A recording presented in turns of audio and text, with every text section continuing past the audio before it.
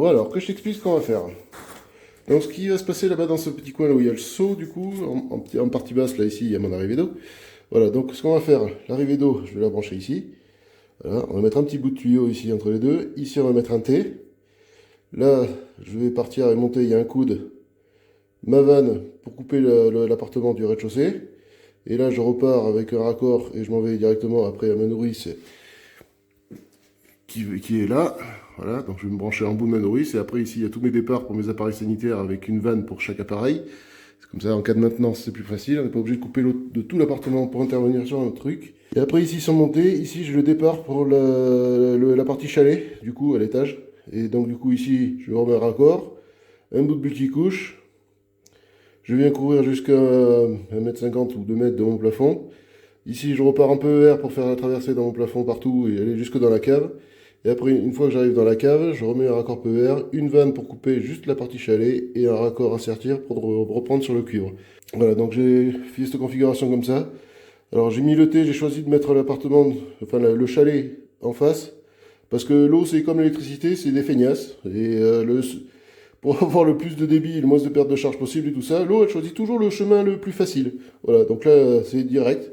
Voilà, donc, tandis que là elle va faire ça, et elle va galérer un petit peu. Et du coup, j'aurai un peu moins de débit sur cette antenne-là que sur celle-là. Donc c'est pour ça que comme sur la partie chalet, j'ai 2 salles de bain et que ici, je n'ai qu'une, voilà, j'ai préféré privilégier cette partie-là. Voilà, donc tout ça, on va faire un assemblage. Mais là, ici, on voit que c'est des raccords voilà, écrou libre pour le multicouche. Donc ici, un joint plat, puisqu'on va se retrouver sur une portée plate. Et après, pour la partie ici, du T, il faut faire un joint filasse à ce niveau-là, ici, là. Donc je vais faire un joint filasse, tout ce qui est plus classique, je vais vous montrer, mais bon après regardez sur YouTube, il y en a plein. Alors voilà, c'est ça que j'utilise moi, la filasse de chez Jeb, c'est des bobino. C'est pratique. Alors après la filasse ça existe en poupée aussi, mais le problème de la poupée, enfin, tous les plombiers connaissent ça, hein. Tu mets ça dans une poche, ça s'en mêle 25 fois, tu passes 2 heures à récupérer un bout de filasse à peu près potable pour pouvoir travailler. Et après voilà, le Jeb à joint ou Jeb à tout. Voilà, c'est agréé, c'est pour l'eau potable. Voilà, il n'y a pas de risque de maladie ou de contamination. Voilà, c'est marqué dessus. Hein. Voilà, pour les réseaux sanitaires d'eau potable. Voilà, et donc je vais vous montrer. Bon, après, c'est pas sorcier, hein, on raille le filetage ici. Là, c'est pour ça que j'ai pris une lame de scie à métaux. On fout un peu de filasse, un peu de geb à joint. Alors, ça, le geb, ça va vous servir à pouvoir démonter le raccord dans 50 ans. Voilà. Et puis, ça aussi, ça aide un peu à l'étanchéité. Mais après, surtout la filasse.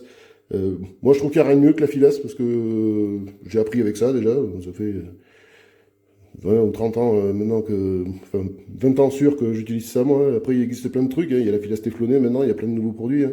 Mais écoutez, moi j'ai toujours fait avec ça. Après, il y a de la résine aussi qui existe, mais ça, j'y tiens pas trop. Après, je sais que ça marche très bien. Enfin, surtout ce qui est raccord laiton. Après, la résine, je vous en montrerai. Je vous mettrai un petit truc dans une petite photo ou un petit lien dans la description.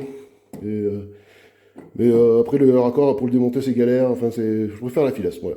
Après c'est chacun ses points de vue, chacun ses préférences, donc voilà. Donc, tu vois le baveur que j'utilise, moi c'est ça.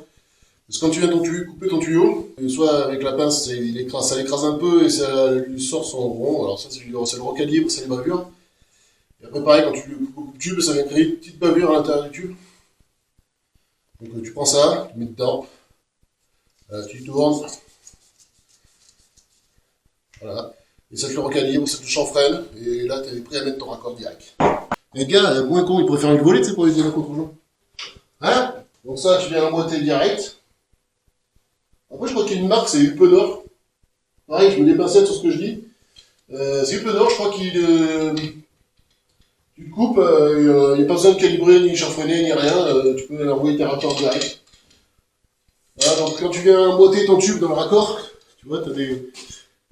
Alors maintenant, tu ne vois plus rien, naturellement. Je sors un peu de la lumière. Dedans, tu as des petites fenêtres. Alors, je vais essayer de te montrer ça. On va bouger le spot. Voilà.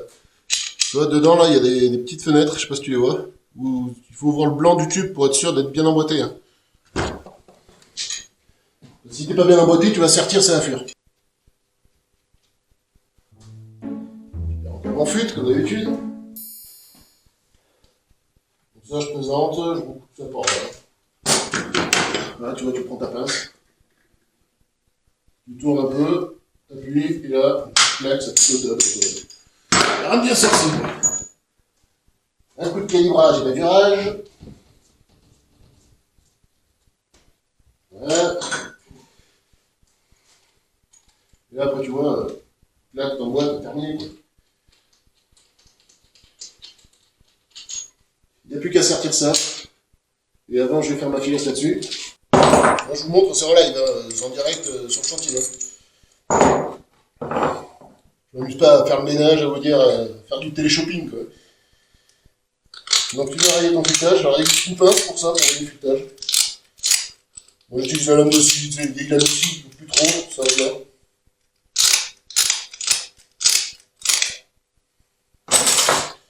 Tu prends un peu de filasse.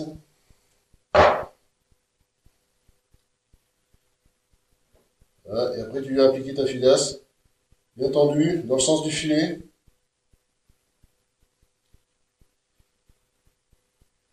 Voilà, il faut en mettre quand même un peu. Après, il ne faut pas en mettre trop, parce que déjà, tu vas galérer à serrer. Et puis après, ce qui peut se passer, c'est que la surépaisseur, ça m'est déjà arrivé, c'est pour ça que je vous le dis, la surépaisseur de filasse que tu vas mettre va venir péter ton raccord laiton. Tu vas brancher derrière. Ça m'est déjà arrivé, moi, j'étais généreux. Ça m'est déjà arrivé de péter les raccords laiton comme ça quand tu viens serrer, tu sais, ça force, hein, mine de rien. Et du coup, ça vient péter ton raccord laiton, quoi. Ça vient le fendre. Parce que les raccords laiton, toujours, comme le raccord PVC, je pense que tous les raccords sont fabriqués un peu avec le même procédé. Je sais pas si tu vois, si tu verras la caméra, tu vois ici, je pense que c'est deux côtés qu'ils assemblent, j'en sais rien. Et ça vient péter sur l'assemblage, en fait.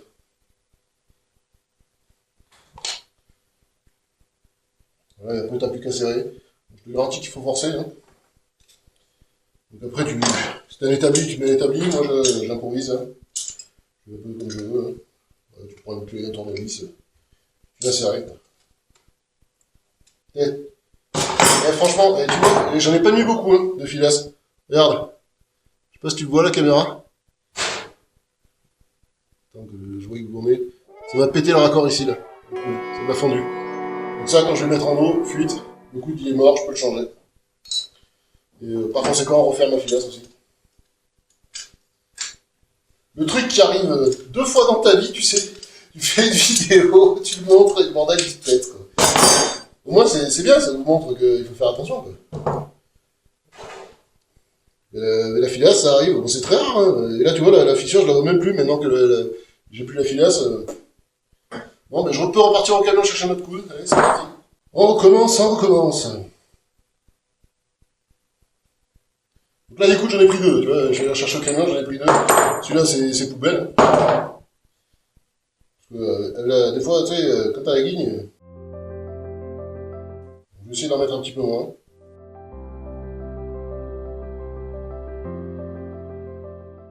Est-ce que le coude il est vieux? Est-ce que ça fait trop longtemps que je l'ai dans le camion? Est-ce que c'est le froid? Parce que là, mine de rien, t'as vu dehors, il y a de la neige. Je crois que ce matin, il devait faire -7 là. Un truc comme ça, j'ai vu.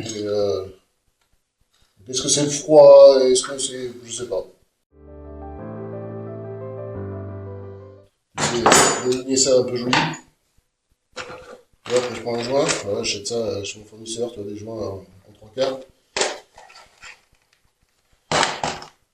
Les joints, c'est des joints, tu vois, c'est des joints à fibre rouge. Ils viennent gonfler un petit peu quand tu viens mettre l'eau. Voilà, et donc après là, tu vois, là, ça c'est le bon départ pour le rez-de-chaussée. Et là, c'est un peu le bon départ pour le chalet. Allez, on met ça en place. Alors, un petit ouage. Voilà, tu viens serrer ça. Tu vas mettre ton tub dans les colliers, le tournevis. Et voilà, encore une fois, je suis tout seul, je travailler et j'ai perdu mon tournevis.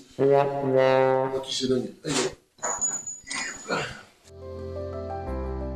Donc là, ce que je suis en train de faire, c'est pareil, c'est pas très bien, hein, mais c'est chez moi, c'est ce que je veux. Je suis en train de virer la partie isophonique parce que mes colliers font 18, mon tuyau fait 20. Les colliers 20, j'en ai plus. Je l'attrape la pincette, j'utilise comme celle-là, la Virax. Alors, elle est électrique, ça va très bien. J'en ai 2 les Virax, voilà, j'ai les 2 modèles, tu vois, il y a la droite et la coulée. En faisant de l'application Le seul inconvénient que je peux trouver à celle-là, à la limite, c'est que quand tu as besoin des deux mains, tu vois, tu tiens ta pince pour ouvrir, et si tu bouges un peu, machin de ça, que tu as besoin de tenir, tu peux pas venir appuyer sur le bouton après parce que le bouton il est là. Pour sortir, et du coup c'est un peu galère, avec la coudée, c'est une gâchette, tu vois, tu tiens ta pince sortir comme un pistolet, et une fois que t'es pas à sortir, on t'envoie la sauce, quoi. Donc là, je change mes matrices, parce que là, j'ai des matrices pour sortir le cuivre. Bah, donc avec celle-là, je fais tout. Je sortis le cuivre. J'avais une merde dans la gueule. C'est un peu, voilà. Chartue le cube, le PER, le multicouche, le cube de clim aussi. Voilà, tu peux tout sortir avec celle-là. Donc la différence entre les bagues, je la reconnais parce que, tu vois, pour le cuivre, c'est hexagonal un peu. Le multicouche, les deux rainures, c'est le modèle, c'est U, je crois, TH. C'est le U. Moi, j'utilise le U. C'est pareil. Vous savez, les fabricants, ils s'entendent pas, c'est pas copains. Donc, il y a un mec qui va fabriquer un tuyau. Et bien, il va dire, pour sortir les raccords, je vais prendre tel modèle. Son copain, il va dire, oh, ça marche bien son système. Je vais fabriquer un tuyau. Mais par contre, je vais prendre d'autres raccords et il faudra un autre système de... Il faudra un autre insert après. Ça, c'est histoire de faire chier le plombier ou faire dépenser du fric ou j'en sais rien. Tu sais, c'est... Tu utilises le tuyau Epenor avec la pince sertir Epenor, ou enfin une autre pince sertir, comme tu veux, ça les pinces sertir, ils arrivent quand même à s'entendre. Tu peux mettre tous les inserts dans toutes les pinces sertir, enfin, je crois. Pincette. Voilà, mais alors par contre, pour ce qui est des raccords et des inserts, chaque gonze, il y a TH, il y a U, il y a, je sais plus, il y a 40 modèles. Il daille un peu avec ça. Donc c'est bon, j'ai mis ça, j'ai monté mes inserts, pris ma pince, on va les sortir ça dessus. C'est pareil, j'ai différents fournisseurs, hein, je ne travaille pas toujours avec le même. J'en ai un, j'utilise, enfin, je les mets plus souvent que chez les autres.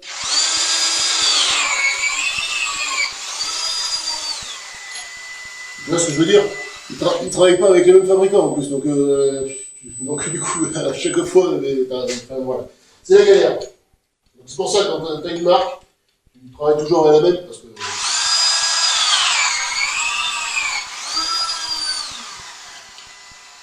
Sinon, t'en finis pas, quoi.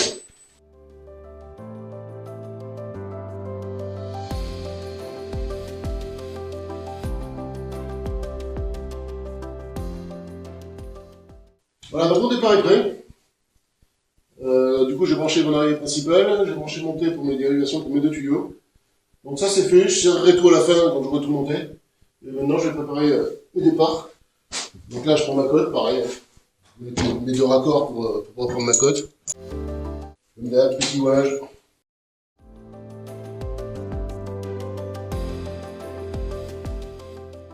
Une petite cote. Donc pour aller jusqu'au plafond, là j'ai besoin de mettre 35. Après je vais sortir mon placard pour pouvoir avoir raccord, donc je vais mettre 90. Allez, on va faire 2,15 m, ça va aller très bien ça. Donc je vais couper mes tuyaux, bouge pas, je regarde. Allez, je coupe mes tuyaux.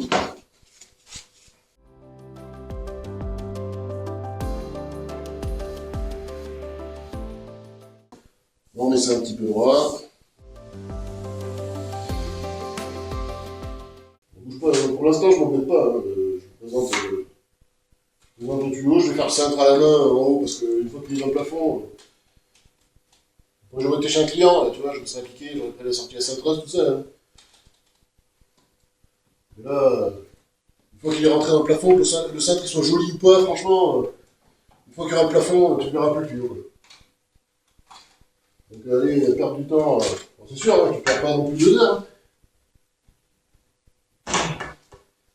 Après, perdre du temps à faire ça, c'est pareil, je vais sortir ça de suite. Ça c'est bon, on n'est plus. Là, donc, c'est chez un client. Il faut prendre le temps de faire les choses correctement.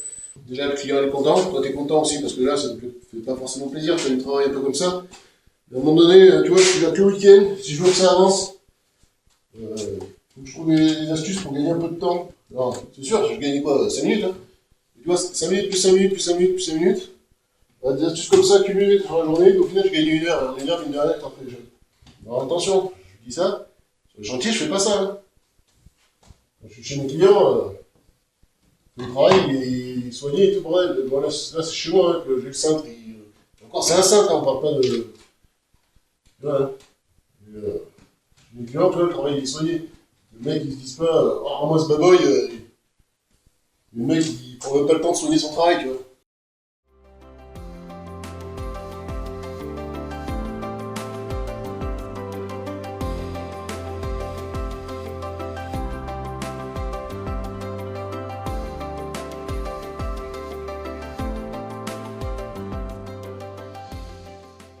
Voilà, c'est d'aligner un peu contre le placard, ça fasse un peu joli, tu vois.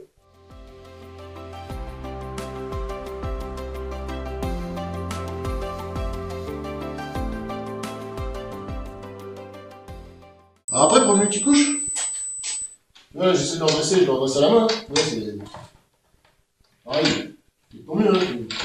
Ça sent joli, tu passes plus de temps. Parce qu'il existe après des redresseurs de tubes multicouche. Par contre, ça coûte 2 cieux, c'est un truc de dingue. Moi, je l'aurais eu l'utilité parce que le multicouche, j'en fais beaucoup. Tu vois, mais mettre 600 ou 700 balles dans un redresseur de tubes, ça fait un peu mal, quoi. Je préfère les mettre dans des trucs un peu plus utiles, quoi.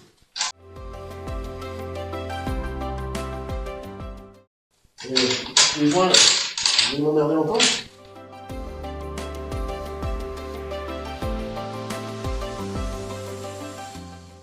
Allez, maintenant, le coup de serrage là-dedans. Voilà, tout ça c'est serré, ma bonne est fermée. Il n'y aura plus qu'à faire, à continuer là, et une fois que j'aurai démonté le poteau et tout ça. Donc là, tu vois le montage, hein. Tu vois mon arrivée d'eau là tout en bas, je suis remonté. Un T, mon départ pour le rez-de-chaussée, enfin pour la partie chalet, mon départ rez-de-chaussée. Tu vois, bon t'inquiète pas du tableau électrique, lui dégage, mes tuyaux ils sont là en attente. Voilà, et après, comme je suis dans le plafond, bon là tu vois, je te disais, je m'emmerde pas avec le cintre, ça va être dans le plafond, c'est chez moi, chez un client, j'aurais mis un coup d'arbalète. Et après, je vais repartir en PER là, de mes 2 tuyaux. Et direction la cave, tout au fond là-bas, pour le partie chalet, et sur la nourrice pour la partie rez-de-chaussée. Voilà, donc mais maintenant, je vais m'attaquer à démonter là, cette poutre là, tout ça, parce que, tu vois, elle me gêne un peu pour passer mes PER. Donc je la dégage. Bien sûr, après, il faudrait que je la remette, hein. Je la dégage pas juste pour ça, je la dégage parce que les poteaux, je vous ai déjà expliqué dans une vidéo, qui sont trop courts, et que du coup, et puis là, celui-là, il est en plein milieu du cirque, ça m'embête. Donc je le dégage, puis après je remettrai la poutre avec un nouveau poteau, et pareil de chaque côté, sauf que ce poteau-là, je vais le mettre à la place de l'été, même carrément ici contre, et comme ça, il me gênera plus, et je remettrai la poutre après, mais au moins, comme ça, ça me permet de passer mes tuyaux et tout ça, sans que la poutre et tout ça mange gêne. Après, je ferai une petite encoche dans la poutre pour passer mes tuyaux. Je laisserai un peu de marge parce que j'aurai des câbles électriques à passer aussi. Et comme ça, ce sera impeccable. Allez, on continue. Je t'ai dit que je te filmerais la cave. Voilà, tu vas voir un peu ce que j'ai fait au niveau plomberie. Putain, j'ai pris une goutte d'eau sur le téléphone. Donc, ouais, ça c'est le camion si tu veux, on fait un peu de pub. Voilà, donc je vais te montrer ce que j'ai bricolé. Donc là-dessous, c'est mon bordage que je stocke pour l'hiver. Enfin, il était à l'intérieur, je l'ai viré là le week-end dernier. Parce que tu vois, j'avais refait tout le bordage du chalet. Et avec l'isolation aussi, pareil. Donc la cave, c'est en immersion, attention, la luminosité n'est pas géniale. Donc voilà, je stocke le bois ici. Voilà. Donc là, j'ai les chauffe-eau qui sont là. Tu vois, avec mes alimentations sanitaires pour la partie chalet. Donc ici, on retrouve le tuyau d'eau chaude qui arrive depuis l'autre côté du mur, qui va sur mes collecteurs. Ici le PER que tu as vu, que j'ai passé, donc je l'ai rebranché là, et là j'ai mis ma vanne d'arrêt générale pour couper la partie chalet. Voilà, comme ça c'est indépendant de l'appartement de la partie chalet. Et puis voilà, donc ici c'est un peu le bazar, j'ai des attentes télé, j'ai rien de fini encore. Voilà, et mon tuyau d'eau chaude, mais je vais le faire cheminer là derrière. Passer à travers ma cloison ici, et venir me repiquer sur le dessus de mon chauffe-eau là-bas. Pareil, tu vois, j'ai mis des vannes de coupure partout pour isoler les chauffe-eau. Si jamais il y en a un qui a un problème, qui se vient se percer ou quoi que ce soit, je peux isoler un des 2 chauffe-eau. Comme ça, je peux le changer sans pour autant ne plus avoir d'eau chaude ou d'eau froide. Voilà, donc les chauffe-eau, je travaille avec Atlantique. Voilà, quasiment la totalité disons, des productions d'eau chaude, chauffage, clim, ventilation, je prends tout chez Atlantique. Je m'entends très bien avec eux, ils ont un super SAV. Donc, moi j'aime bien. Ici, là, tu vois, là où il y a le trou, en fait, c'est une évac. qui passe ici. Et elle passe et ça, cette vague, c'est celle qu'on voit qui est dans la salle de bain, dans le recoin de l'ancien WC. Et moi, je vais la reprendre, tu vois, je vais piquer le sol ici, là. Donc ça, là, je vais le nettoyer, machin, tout ça, ça sert plus pour l'instant. Donc je vais toute la nettoyer, je vais repiquer ici, tout passer un grand coup de karcher, coup de furet, nettoyer, que ça parte pas dans tout à l'égout. Et après, moi, je vais faire une saignée ici, là, zic, passer à travers la cloison qui est là, parce que là, derrière, on va être dans le WC. Et donc ça aussi, c'est pareil, j'essaierai de vous filmer tout ça. Alors, c'est assez exigu ici, donc ça doit faire, je sais pas, 2 mètres par 1 m 50. C'est vraiment pas large. Donc j'essaierai de vous filmer tout ça, voilà, et comme ça me permettra de reprendre mon évac de WC par ici. Je sais pas chez vous, mais alors, il y a un temps pourri ici. Il fait froid ce matin, il gèle, j'avais -4 ce matin. Puis ça fait 2 jours qu'il neige. Donc j'espère que cet épisode t'a plu. Si t'a plu, tu likes, tu partages, tu t'abonnes.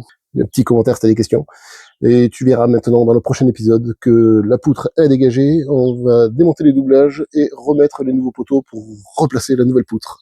Allez, je te dis au prochain épisode. À plus les loulous, portez-vous bien.